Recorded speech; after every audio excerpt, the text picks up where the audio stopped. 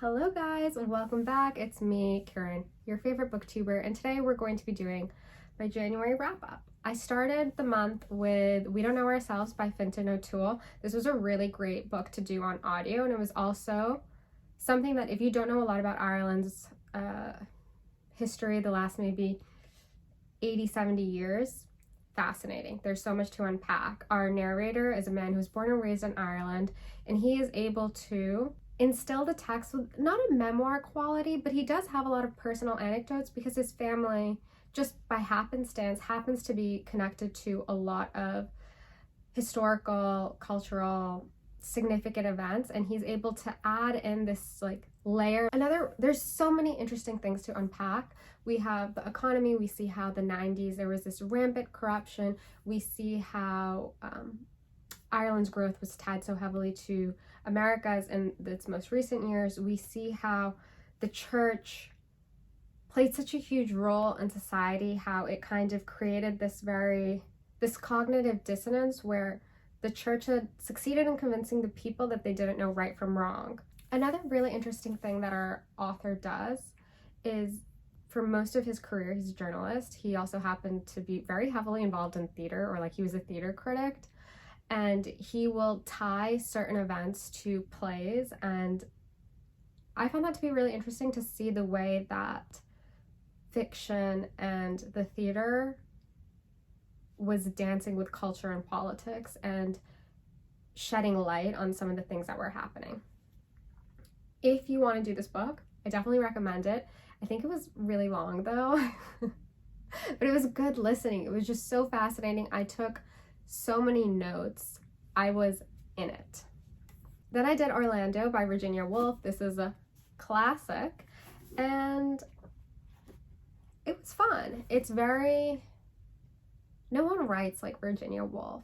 If you don't know, this tells a story of, it's a biography. Virginia Woolf is being very clever, and she's like, I, the author, am writing a biography on Orlando. Orlando was born a man and then he became a woman. And there are moments where she's very much so we don't know a lot about this scene, so I'm going to move on. We all know what it's like to listen to a bunch of people who think they're really smart and artists talk about stuff, so I'm not even going to delve into what they spoke about. Throughout the text, there's just so much wonderful language, beautiful sentences. When we initially meet Orlando, he is of the noble class. He stays rich through all of the book, and our protagonist is consumed by this desire to write. Literature plays heavily on Orlando's mind, and this is a recurring theme that we come back to, kind of what does it mean to be a writer. Orlando dabbles with poets and authors, and then at the same time, once Orlando has become a woman, Orlando's kind of has not a crisis of faith, but is what is the point of life? And on page 185, we get an answer to that. Orlando wants life and a lover, she murmured, and going to her writing table, she dipped her pen in the ink and wrote, life and a lover, a line which did not scan and made no sense with what went before, something about the proper way of dipping sheep to avoid the scab. Reading it over, she blushed and repeated, life and a lover. And so this is this refrain that she keeps on coming back to, life and a lover, life and a lover. What does it mean to live a life well led? And then when Orlando does meet a lover, exciting things happen. We see 3 centuries pass by. We see how time passes. The weather of England goes from sunny and beautiful, and then there's this mist, this coldness, this dampness that enters into all the houses. Ivy is everywhere, and Orlando learns how to drive. Yeah, I thought Orlando was a very interesting read. Structurally, the way it was written was really fascinating. About the first 100 pages, while reading it, I was kind of where are we going here? What is the point? Why do we need all this information about Sasha? But then once Orlando changes and experiences lovers, it makes sense. It makes sense why we needed to hear the story of Orlando and Sasha to understand how Orlando's thoughts about love and life and the sexes evolves and changes. I definitely recommend it, as have many people in this world. Another fiction book, another classic, another oldie, No Longer Human by Osamu Dazai. This book was an interesting one. This tells a story of our protagonist who feels uncomfortable living, who thinks that he needs to perform in order to pass by, in order to be human enough to convince the others that he is normal. So as a child, he's a class clown. Women fall in love with him once he matures because he's so tragic, and they just find his delivery humorous. And then as our protagonist, I think his name is Yozu, as he moves through life, he is separated from his family. He attempts suicide with a married woman. She dies, he doesn't. He becomes friends with this guy who is from the other side of town, if you would, the other side of the tracks, if you would, and he encourages him to drink. He's always at the bars. He gets married, and things are moving, things are happening. But as a whole, it was a really tough read. It's very dark, and it made me really upset because it's alluded to very briefly a few times that the protagonist was sexually assaulted by his family servants when he was a kid, and I was really upset by that, and I was just really heartbroken. I don't know, I found it to be really upsetting. It was a very intense book, I thought. Those are my thoughts. Following No Longer Human, I read Smile Please by Rhys. This is another kind of dark, not super dark, but there's this undercurrent of sadness through Rhys's autobiography. This is her unfinished memoir, and it starts with her childhood in the Caribbean.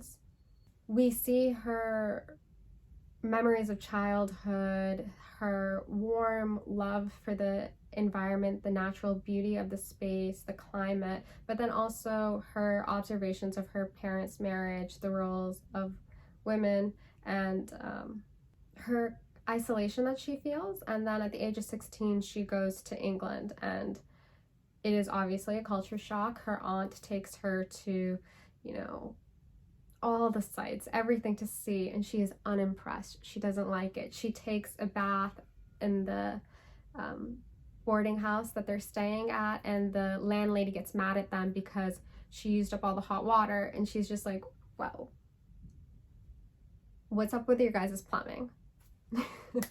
And then as time evolves, she decides she wants to be an actress. So she's a choir girl. She is making a living on her own. Her father dies, and she has to, support herself because she doesn't want to go back to the Caribbean.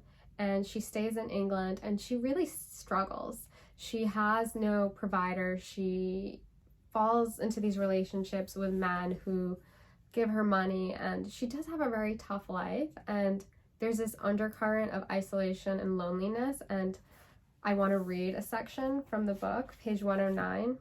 I tried to imagine myself at a party with a lot of people, laughing and talking and happy, but it was no use. I knew in myself that it would never happen. I would never be part of anything. I would never really belong anywhere, and I knew it, and all my life would be the same, trying to belong and failing. Always something would go wrong. I am a stranger, and I always will be, and after all, I didn't really care. I don't know what I want, and if I did, I couldn't say it, for I don't speak their language, and I never will.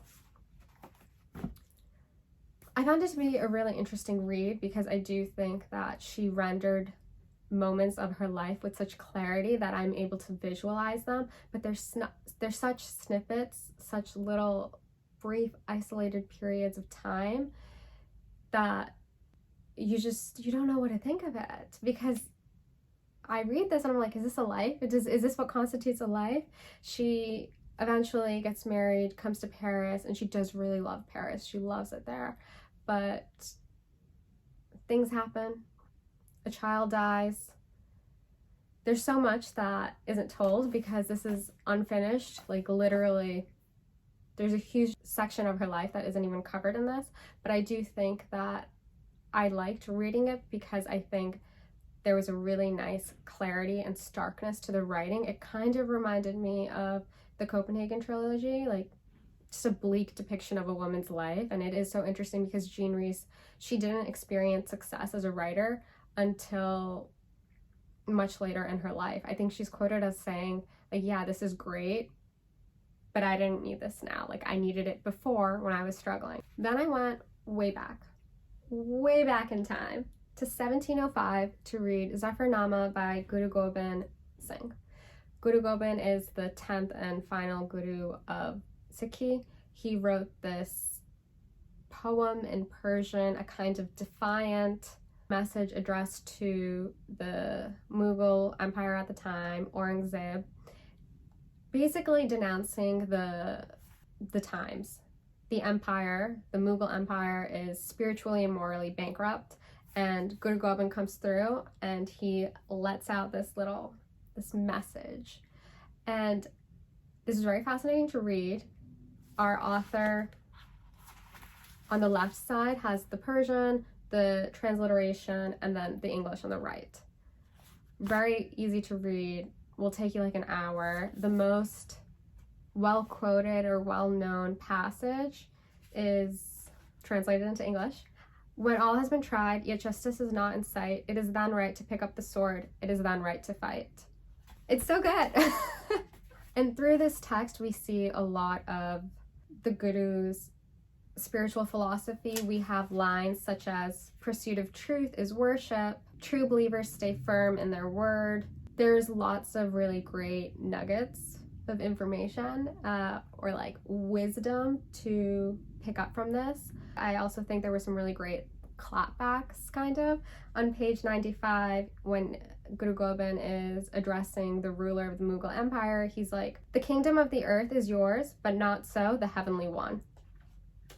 Those were my thoughts on Zafarnama. It made me really interested to pick up more texts from the gurus and to, go back and do a little bit more digging into the history of Punjab and Sikhi, which is on the agenda for 2023.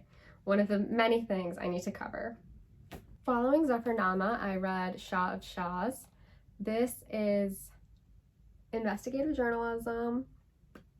Our author documents his time in Iran during the final years of the revolution in the late 70s.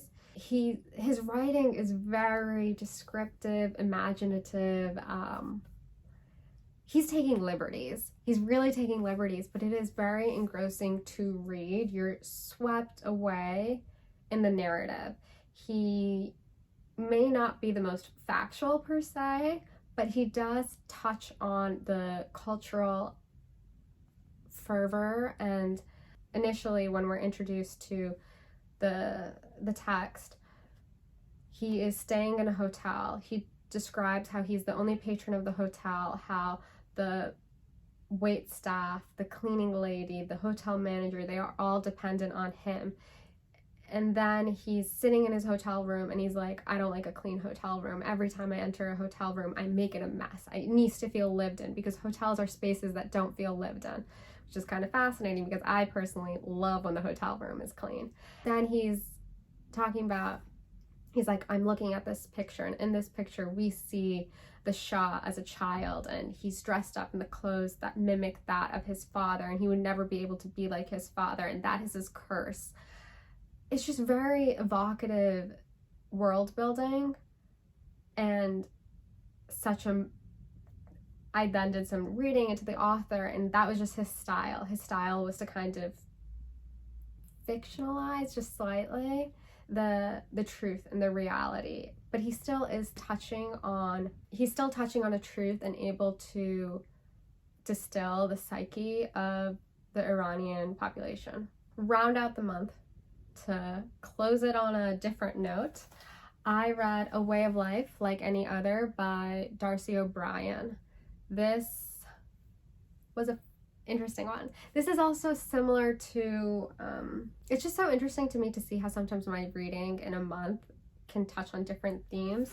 So while Jean Rhys wrote an autobiography, this is a novel that is very much so inspired on our narrator's life. Kiran just got a copy of Victory City. Woo! That's what that sound was. Darcy O'Brien was born in 1939 to two former stars of the 30s. His parents were actors whose career has come to an end. He is born. Initially, they are at the height of their financial prowess, and he is like, I am the most pampered child in Hollywood. There's so much humor in this text. It was wonderful. I kind of want to read you the intro paragraph. I would not change the beginning for anything. I had an electric car, a starched white nanny, a pony, a bed modeled after that of Napoleon's son, and I was baptized by the Archbishop of the diocese. I wore hats and sucked on a little pipe. I was the darling of the ranch, pleasing everyone. One day I was sunning myself in the patio, lying out on the yellow and blue tiles, contemplating the flowers and sniffing the hot, clean air. A bee came up and stung me on my bare fanny. The response to my screams was wonderful. Servants everywhere, my mother giving orders. Donna Enrique applied an old Indian remedy, and my father took me down to the beach house to let the salt water do its work. Oh, what a world it was. Was there ever so pampered an ass as mine? He starts by showing this snapshot of his childhood, and we see how there's some tension between the parents, and then we fast forward a little bit. The boy is 12 years old. His parents are separated. His mother is involved with another man. The men are a rotating door of men. And his father doesn't drink, doesn't smoke, devoted to the church, is, a sad figure in his life who he has so much respect for and so much love for, but does also recognize that his father, both of his parents actually, they fall short of the image that he held of them as a child, that they are unable to actually help him. He has a very close relationship with his mother because she basically, very narcissistically tells him everything that's wrong in his life, and he has that ability that young children who've experienced a trauma have, that he's able to kind of yes man adults, or yes man the people around him, and make them feel comfortable because he will mold himself to fit their needs. And so we see him interacting with his mother, with other adults. He ends up staying with one of his friends who comes from an even wealthier family when he's about 15, 16 years old, and he sees how their family life is set up, how they essentially end up also falling prey to the troubles of the time, gambling, success in Hollywood, pills, you name it. There is so much happening in here. In terms of how it's written, it's episodic, so we get these chapters that could essentially be their own little short story. We're seeing his evolution from childhood to high school, and then he's off to college. Underlying all of it, as I've mentioned, is that humor, this very biting sense of humor, this recognition of the absurdity of his life. He's a child of Hollywood. And I would say that this would be almost, right? Because it's not exact, but this would be the male version of Eve Babbitt's writing, where she is writing very candidly about LA. We're seeing something similar, but this is of a slightly different time period, because I would say it's before Eve Babbitt, but there is an interesting parallel between the two. Okay. That was my monthly wrap up. I would love to hear what you read. Did you read anything good? What was your favorite? And I will see you very soon with a video.